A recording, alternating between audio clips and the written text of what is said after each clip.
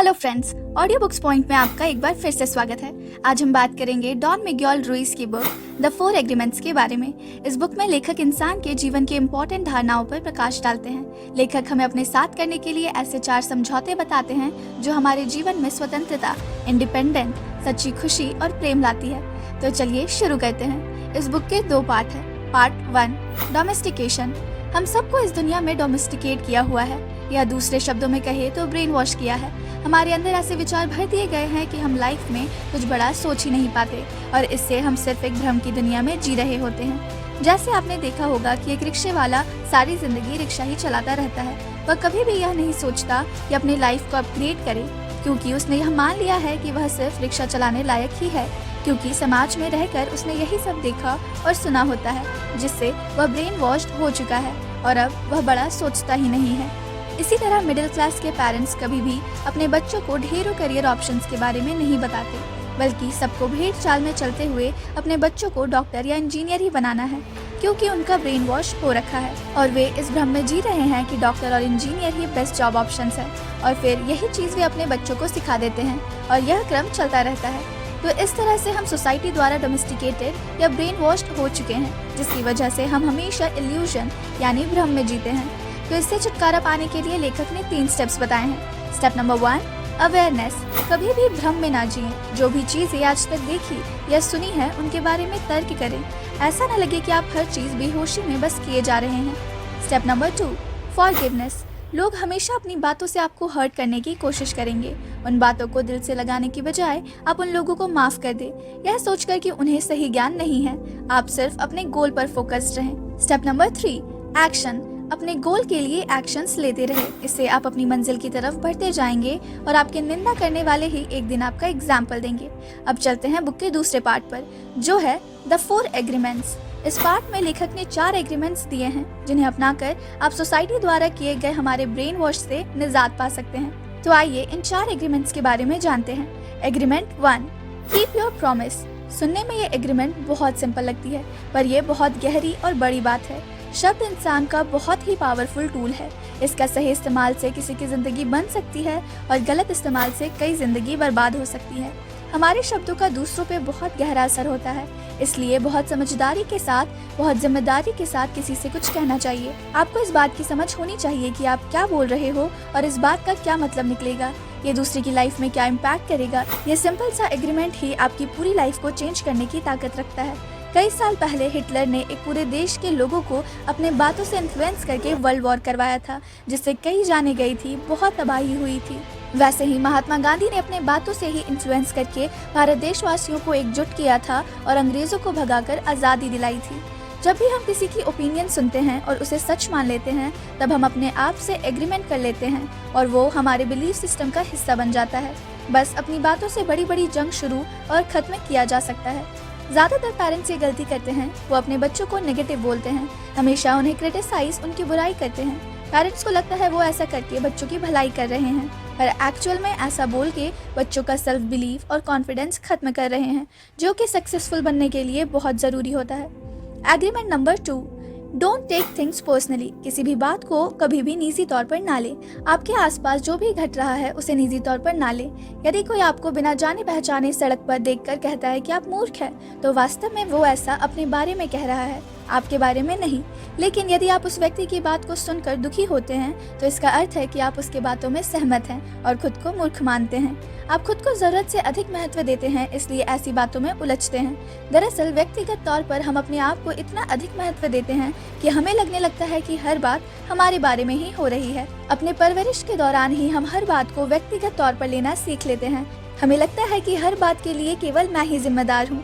अगर वाकई कोई घटना व्यक्तिगत हो, जैसे कोई आपके बारे में गलत शब्द कहकर आपका अपमान करे या आपको बार बार ताना मारे, तो ऐसे समय पर भी आपको परेशान होने की आवश्यकता नहीं है, क्योंकि सामने वाला जो कुछ भी बोलता है, वह आपके साथ जैसा भी व्यवहार करता है, यह आपके बारे में वह अपनी खुद की राय बताता है। यह समझे कि यह केवल उसके मन की धारणा मात्र है, यह उसका दृष्टिकोण है जो उसकी परवरिश से निर्माण हुआ है।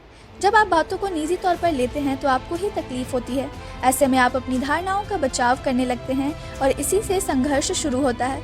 आप छोटी सी बात का बतंगड़ बना लेते हैं, क्योंकि आपके मन में खुद को सही और बाकी सबको गलत साबित करने की होड़ लग जाती है।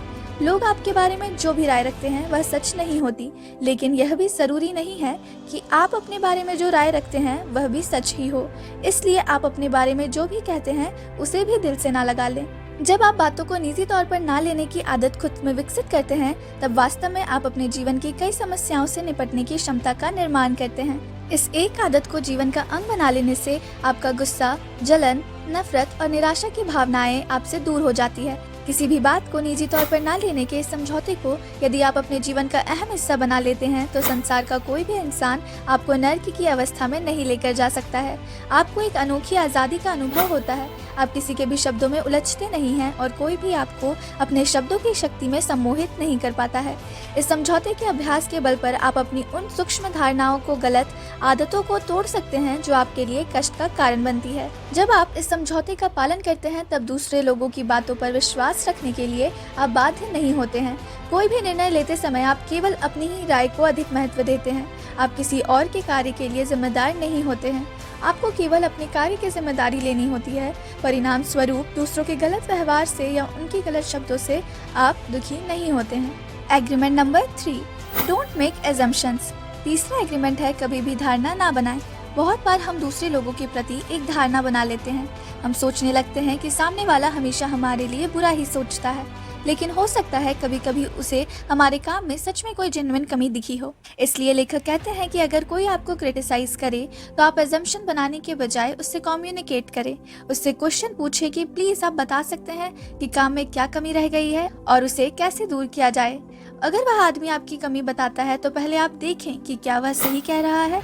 अगर सच में सही कह रहा है तो उसे धन्यवाद बोले और उस कमी में सुधार कर ले। लेकिन अगर उसने बेवजह कमी निकाली है, तो उस पर गुस्सा होने के बजाय उसे माफ कर दे, क्योंकि आप एक बड़े दिल वाले व्यक्ति हैं और हो सकता है दूसरा इंसान इतना दिल वाला नहीं हो। ऐसे लोगों को काइंडनेस की ज्यादा जरूरत होती है। शुरू में ऐसा करना मुश्किल होगा, लेकिन धीरे धीरे यह आपका नेचर बन जाएगा और सामने वाला आपके इस बर्ताव से खुद पर ही शर्मिंदा हो जाएगा और खुद को भी बदल देगा। Agreement number 4, do your best. अपनी ओर से हमेशा सर्वश्रेष्ठ कार्य करें। चौथा और आखिरी समझौता जो हमें अपने साथ करना है, वह है अपनी ओर से हमेशा सर्वश्रेष्ठ काम करना चाहिए। किसी भी हालत में अपनी ओर से हमेशा सर्वश्रेष्ठ प्रयास करें, न कम और न अधिक। लेकिन यह याद रखें कि आपका किसी कार्य में किया गया सर्वश्रेष्ठ प्रयास हमेशा हर कार्य में सर्वश्रेष्ठ ही होगा, ऐसा जरूरी नहीं है। इस संसार में सब कुछ जीवंतम है और वह हर पल बदल रहा है। इसलिए कई बार आपका बेस्ट प्रयास उच्च गुणवत्ता का हो सकता है और कई बार उस गुणवत्ता का नहीं होगा। आपका सर्वश्रेष्ठ कार्य इस बात पर निर्भर करता है कि आप बेहतरीन, खुश और जीवंतम महसूस कर रहे हैं या आपको गुस्से और जलन का एहसास हो रहा है। आपकी प्रतिदिन की भावना के अनुसार आपका सर्वश्रेष्ठ प्रयास भी हर पल में बदल सकता है, या हर घंटे या हर दिन अलग अलग हो सकता है।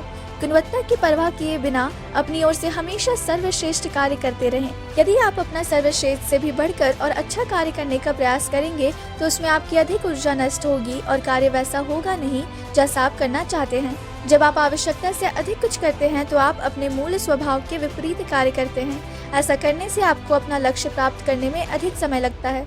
लेकिन यदि आप अपनी काबिलियत से भी बहुत कम कर रहे हैं, तो आपको निराशा, अपराध बोध और पश्चाताप महसूस होता है। इस समझौते को एक उदाहरण लेकर समझते हैं। एक इंसान अपने जीवन के कष्टों से मुक्ति पाने हेतु एक बौद्ध मठ में जाता है, ताकि वहाँ के गुरु से मदद ले सके। मठ के भीतर उसे एक बौद्ध गुरु दिखाई देते हैं जो उस समय ध्यान कर रहे थे। वह इंसान उनके सामने जाकर बैठ जाता है। जैसे ही वे गुरु ध्यान से उठते हैं, वह इंसान तुरंत उनसे अपनी बात कहना शुरू कर देता है। वह बौद्ध गुरु से पूछता है कि यदि मैं प्रतिदिन 4 घंटे ध्यान करता हूँ, तो क्या अपने कष्टों से मुक्त होकर मोक्ष पा सकता हूँ? उसे देखकर गुरु कहते हैं, अगर तुम दिन में 4 घंटे ध्यान करो तो 10 वर्ष में मोक्ष पालोगे। फिर इस इंसान को लगा कि वह और बेहतर कैसे कर सकता है, इसलिए उसने पूछा, गुरुजी, यदि मैं दिन में 8 घंटे ध्यान करता हूँ तो मोक्ष पाने में कितना समय लगेगा? गुरु ने उसे फिर से देखा और कहा कि यदि तुम दिन में 8 घंटे ध्यान करो तो शायद 20 वर्ष में मोक्ष पालोगे। इस बात को सुनकर वह इंसान चौंक गया और सोचने लगा कि अधिक ध्यान करने पर 2 गुना समय क्यों लगेगा। इस बात का गुरु ने जवाब दिया कि तुम यहाँ अपने जीवन या आनंद को समर्पित करने नहीं आए हो। यहाँ आने के पीछे तुम्हारा उद्देश्य है खुशी और प्रेम से भरा जीवन जीना। अगर तुम 2 घंटे के ध्यान को बेहतर तरीके से करने के बजाय दिन के 8 घंटे ध्यान को दोगे, तो थकान के सिवा कुछ हाथ नहीं आएगा और तुम जीवन का आनंद खो दोगे। ध्यान के दौरान एक समय ऐसा आता है जिसमें मिली हुई ऊर्जा तुम्हें अपना जीवन खुशी से जीने के लिए प्रेरणा देगा, मगर अधिक समय तक ध्यान करने के प्रयास में तुम वह समय गवा बैठोगे। भले ही तुम कम समय तक ध्यान करो, लेकिन वह सर्वश्रेष्ठ करो। इसी से तुम्हारा जीवन अत्यंत प्रेम, खुशी और उत्साह से भर जाएगा। अगर आप केवल अपने काम पर ध्यान दें और किसी भी उम्मीद के बिना कार्य करें, तो आपको उम्मीद से भी बढ़कर आनंद मिलेगा। पुरस्कार की अपेक्षा के बिना कार्य करेंगे तो उससे कहीं अधिक आप हासिल कर सकते हैं, जिसके बारे में आपने कल्पना तक नहीं की होगी। अगर हमें अपने काम से प्रेम है तो हम हमेशा सर्वश्रेष्ठ ही करना चाहेंगे। तभी हम सही मायने में अपने जीवन का आनंद लेंगे। फिर हम अपने काम का आनंद लेंगे, काम से उबेंगे नहीं और कभी भी निराश नहीं होंगे। जब आप इन चारों समझौतों का सम्मान करते हैं और अपने जीवन में अपनाना शुरू करते हैं, तो ऐसा कोई कारण नहीं बचता है कि आप नर्क जैसा जीवन व्यतीत करें। यदि आप अपने शब्दों के साथ निष्पाप रहते हैं, किसी भी बात को निजी तौर पर नहीं लेते हैं, कोई भी नई धारणा नहीं बनाते हैं और अपनी ओर से हर कार्य को सर्वश्रेष्ठ करते हैं, तो आप एक बेहतर जीवन जी सकते हैं और निश्चित ही आपके जीवन पर आपका पूरा कंट्रोल होगा।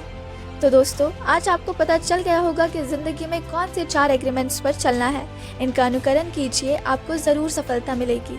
ऐसे ही और हिंदी बुक समरीज के लिए वीडियो को लाइक और चैनल को सब्सक्राइब कर ले। Thank you.